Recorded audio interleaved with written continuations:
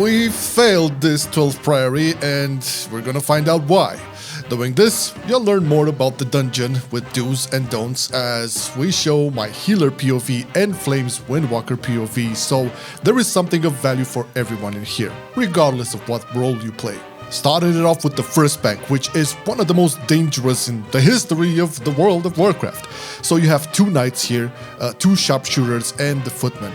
Now obviously the sharpshooters are going to shoot some bleeds that impale, which take for a lot, but what you really want to watch out for is the shouts from the knights.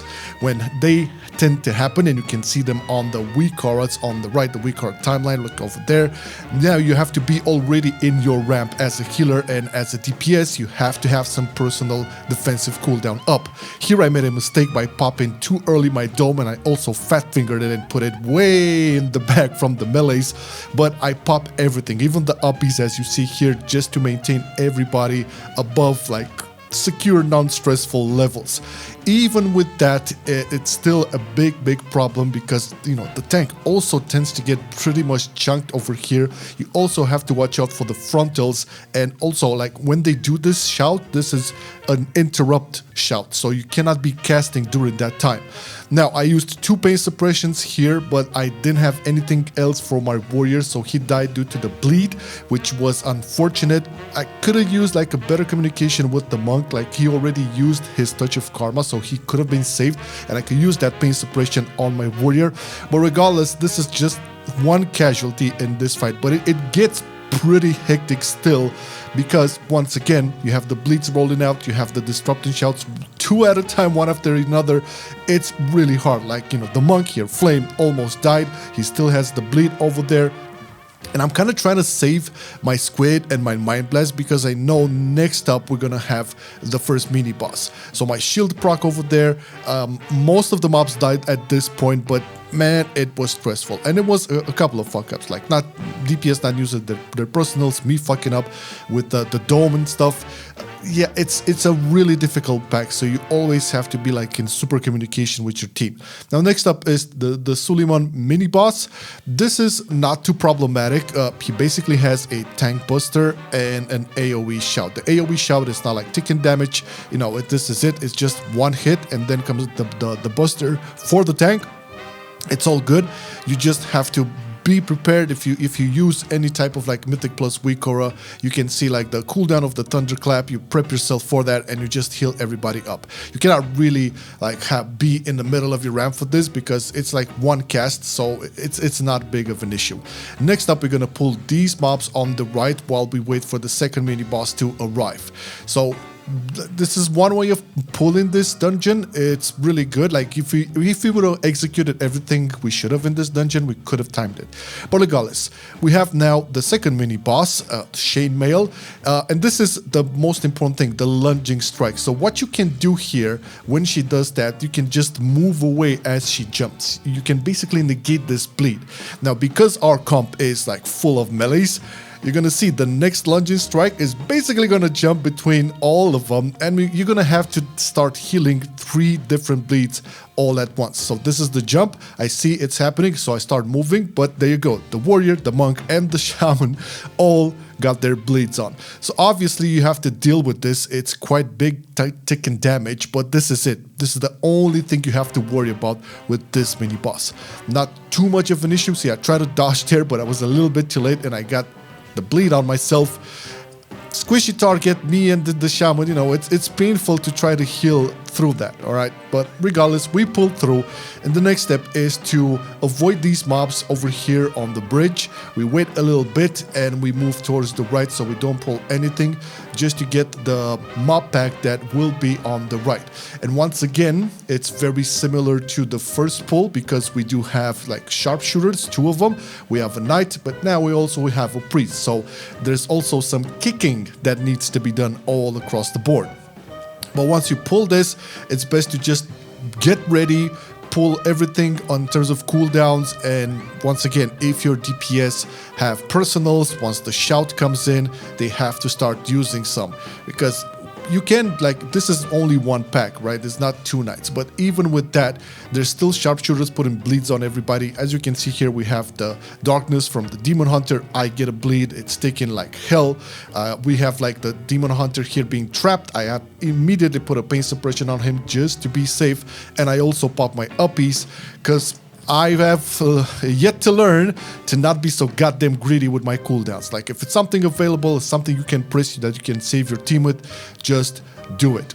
So now manually applying attunements with Flash Heal just to save a little bit on my Power Word Radiance. We have another shot here. I use my shield, my dome, so we should be good. This is like for 15% damage reduction. It's pretty Gucci, and you don't have to pop like healing cooldowns if you have the dome there. You just make a Radiance and start penancing and smiting for Void Weaver, that is. Next pack is pretty easy. We decided to just pull this and then get the light spawn, because light spawns in this dungeon are a bitch. If they focus somebody, you have to just try to keep them up with everything that you can. The warrior got targeted here. He did pop a spell reflect, but he's still taking some damage in. Regardless, you put some instant flash heals, you know, some single target penances, and you're good. Right about now, I go into my ramp just to make sure like everybody's like getting healed up and also doing my part of the damage. And again, we have the light spawn being focused on the warrior. So now, right now, I'm using my flash shields, my instant flash shields, the power word shield as well, just to maintain it. Because oh boy, and now we get into the sequence. So now we're gonna have 2 light spawns, and this is a major fuck up from myself here, because there's the light spawn that will die, and then we have the AOE, and I move like an idiot. I was trying to get in between those 2 circles, but I died. Now, obviously, it's panic mode. I'm waiting for a res. There you go. It was the shaman who got targeted. He used all of his defensives, but at this point, I know I have everything to like keep anybody alive. So most important thing with light spawns, if they target somebody, use everything you can to keep them alive. Like you penance, due to the will and war, you're gonna have a beefed up shield. Use that shield on the targeted player who is being targeted by the light spawn. Now next up, we have the mini boss on the left side of the dungeon. Now this one is pretty straightforward. This is the mechanic you have to worry about, this shield, because this shield will reflect damage. So if your DPS go Mongo, have them pop defensives for this, and you make sure you're in your ramp. This is gonna reflect a lot of the damage, especially if they are in their cooldowns and their offensive cooldowns. So they're gonna get hit for quite a lot. This happened in previous Priories where people was just popping burst all over the place with no defensives, and they would die even with my ramp up. So it's like better to be safe than sorry. 1 defensive plus your ramp should be enough to go through that shield and have, you know, everybody popping their offensive cooldowns. Now we have another mini boss. I think this one is the easiest, the most straightforward out of them all. The tank or DPS need to stop the cast from him, and you basically have to worry about the Ember Storm. Now, during the Ember Storm, there is no damage, but sometimes people do get caught off in the little circles, right? So what I do here, I always pop my ramp and my cooldowns for healing here, because you cannot be too safe. Like, see the little circles? Sometimes people get caught into it, especially if you have 3 melees. It's quite... It didn't happen here, but trust me, it can happen quite often. Other than that, it's just tank and spec with this bad boy. No problemo. Now, after this, we still get some mobs from the left here, and we have like 2 conjurers and a priest. These are mobs that are like imperative to get kicked, because they do have a lot of casts, but they die really fast. So if you have your kick game ready from your DPS and your tank, some CCs and all of that, it's all good. And next pack is basically with a shooter, a priest, and a footman. Same as before, pretty easy to handle. You're gonna have maybe a couple of bleeds from the sharpshooter, and that's it. Moving along to the first boss here. Now this one is pretty easy. I would say it's the easiest boss in this dungeon. You basically have a tank mechanic, which is the Divine Judgment. As a healer, be very aware, because after the Divine Judgment is expiring, he's going to get stunned. Be on point with the Dispel. After that, you're going to have the AoE from the mini boss from the main boss, the Emberlands, whatever. So that is the time where you have to like prep up. The AoE is called Holy Radiance. You can see it on the right side of the Wikora. And basically, when this happens, you have to be all prepped up. Once again, dispel the tank, and the AoE is starting happening now. As a Void Weaver, this priest, this is no problem whatsoever. So darkness wasn't even needed there, to be honest, because your ramp healing will cover this 100%. This is one of the strongest points of Discipline Priest in dungeon. If it's like burst AoE healing, this priest can do the job, no problemo. Obviously, there's the kick that needs to be delivered all the time.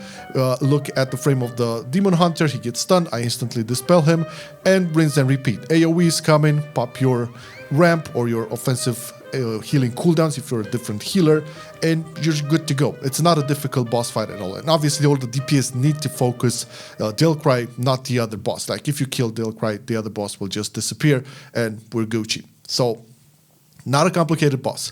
What is complicated now is this part of the dungeon here with the Paladins and the Templars.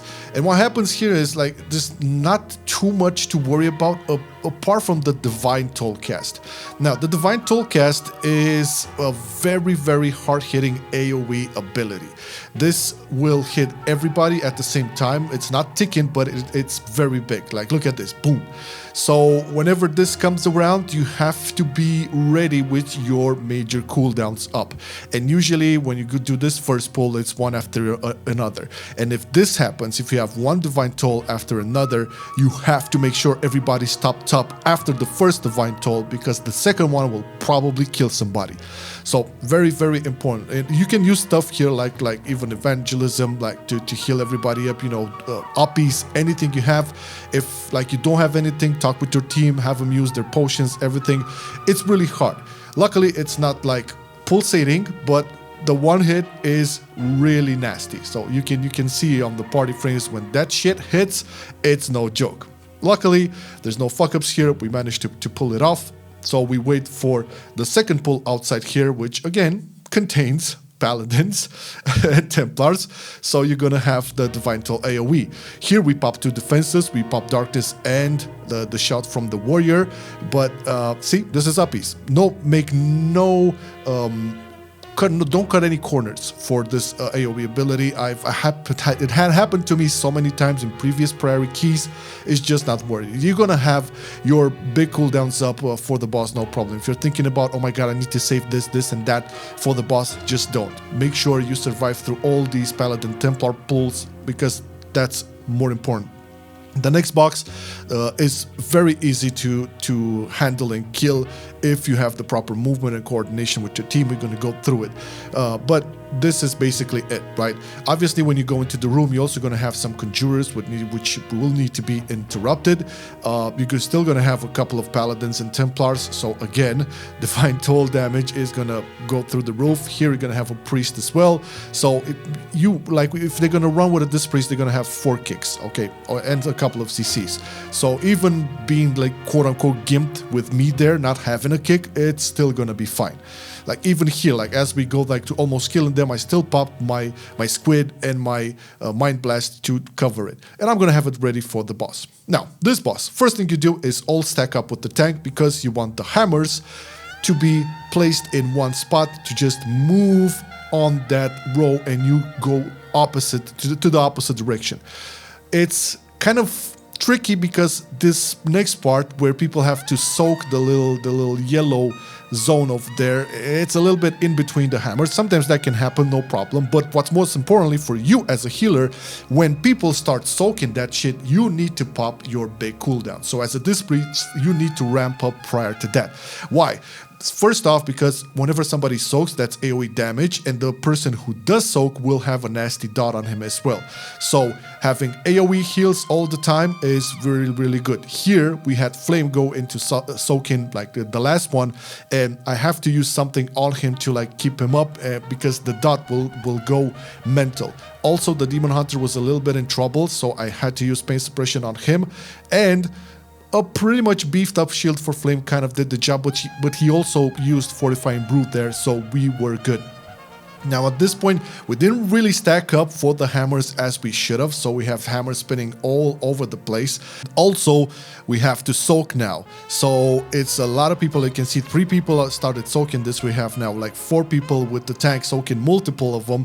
Another piece of praise goes on to him, and we use shout over here as well. The monk used his karma, so it's pretty much hectic now. I try to maintain everything I can for the warrior. He did pop his enraged regeneration as well. I used like a single target penance on him as well, so luckily we managed to pull through. This time we're all stacked up like in the perfect zone, so we have the hammer spawned correctly over there. And looking at the weaker on the right, you can see that we're gonna have also the big spinning shields, which cause a slow.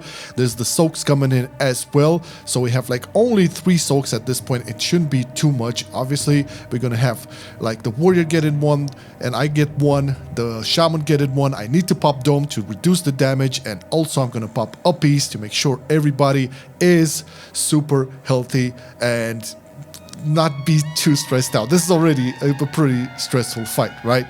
Now, if you enjoy the player profile you see here, this is the Marcelian&Flame player profile. Make sure to check the description. You can have it. It's all free. It shows a lot of stuff like dots, interrupts, you know, suit targets. When you like, there's a mark showing you exactly when you need to interrupt and stuff like that. Over here, there was a clutch moment with the tank almost dying, but you kind of got the dance of this fight. After the boss, there's once again Templars and Paladins, and this time with Priests, so you have to be extra careful with the Divine Toll. Make sure you have your cooldowns ready, ramp up if you're this Priest, and you already know what's about to happen, so it's not like a big surprise. This one now will involve a light spawn, and not only that, but we're also gonna have like paladins here, and paladins means divine toll, so we're gonna have the light spawn cast, which is on me this time. I popped like Fade and a Pain Suppress and Desperate Prayer. Was too scared, man, but we also have the goddamn divine toll, so obviously we make use of the darkness from the demon hunter. A second cast of divine toll is coming out, and boom, that it is. Huge damage, especially for squishy targets. It's good exercise for, you know, the next packs that are coming in, but you have to juggle all of this all the time. So it's single target heals for people who are getting targeted by the light spawn, and this priest is not the best, not Void Weaver at least, for protecting single party members, but also the divine toll AoE, because like here I didn't have anything ready just yet, and I couldn't afford to start casting my sequence, so I had to use a dome.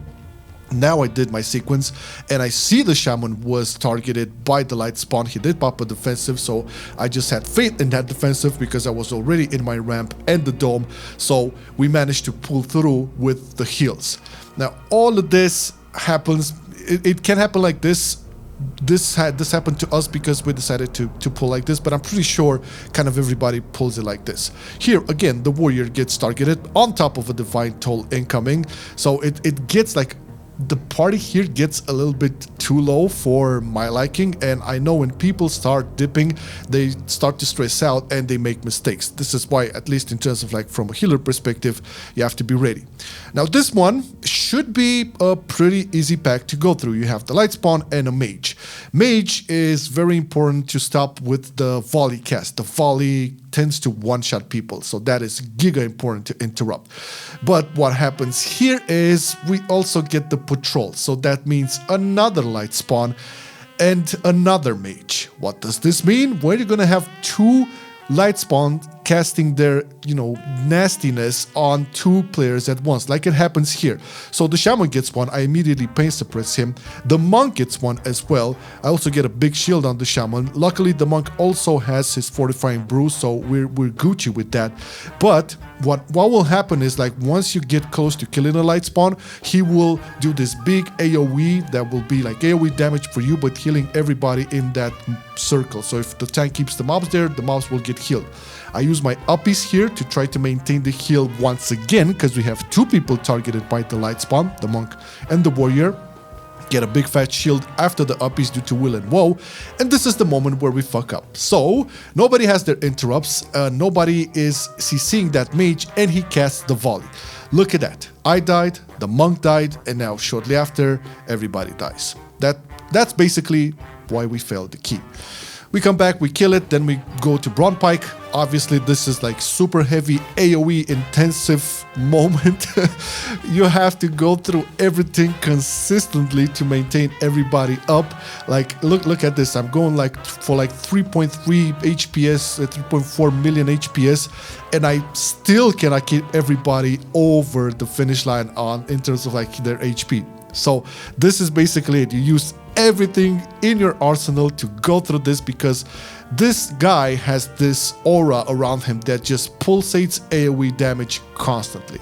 So I'm like constantly being at around 3 million HPS, and look at their HP. It's ridiculous. But moving on, we have sort of like the last pack here. Well, not really, because we don't have the percentage, but regardless, this is not a complicated pack. What you need to know is that these footmen, when they die, they do like AoE damage. So the best tip here is just CC them once they get close to dying. Have your party use CCs, like you can see here. I use my fear. I think prior to that we used the stun. Here is the monk stun as well. If they are CC'd, they will not do the AoE damage. That's basically it, because if you're gonna let them die with no CC on them, you're gonna go with very, very low HP, all of your party. But since we didn't have a percentage, we have to go into another pack with a light spawn and 2 mages. Well, this one is way more relaxed, because, you know, we don't have all of that madness going around as we did previously. So the last boss comes around. This is Merprey. Now, for this boss specifically, there's not too much going on. Like, people just need to be aware of their positioning and make sure they turn around once she uses the blinding light mechanic. And our player also has this indicator, like when she casts the blinding light, you're gonna see it, like, look at that, look away, it says so. So if you have it, you're never going to get hit by her blind ever.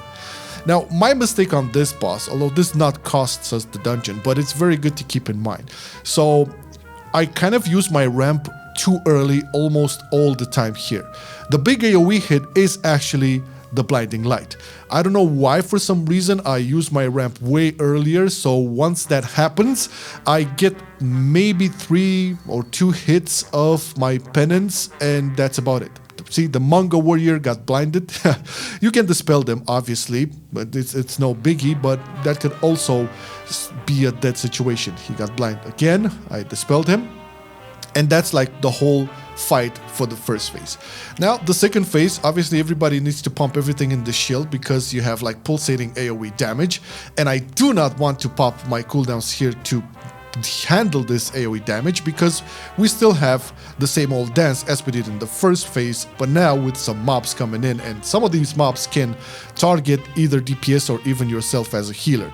So you can see the warrior got targeted and got hit pretty low, so I needed to pain suppress him there, but we killed the mobs. So now we have all of the same mechanics to deal with the boss, but in a much tighter spot, let's say, right?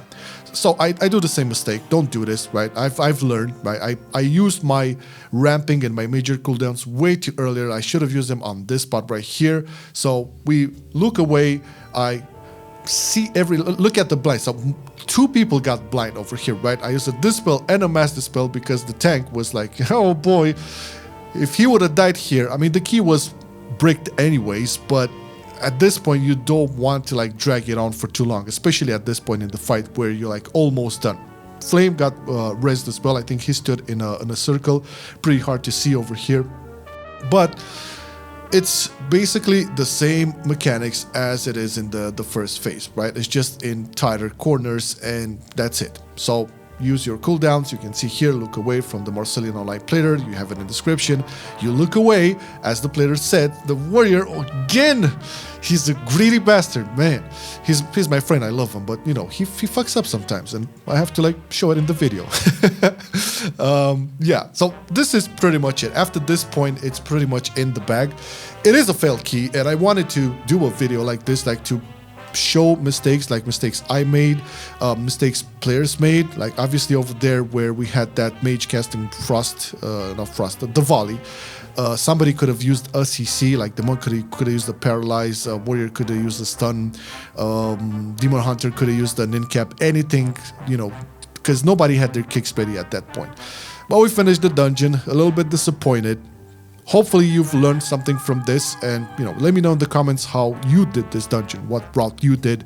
And make sure to check out this video where it's all about a success story with Mechagon. Check it out.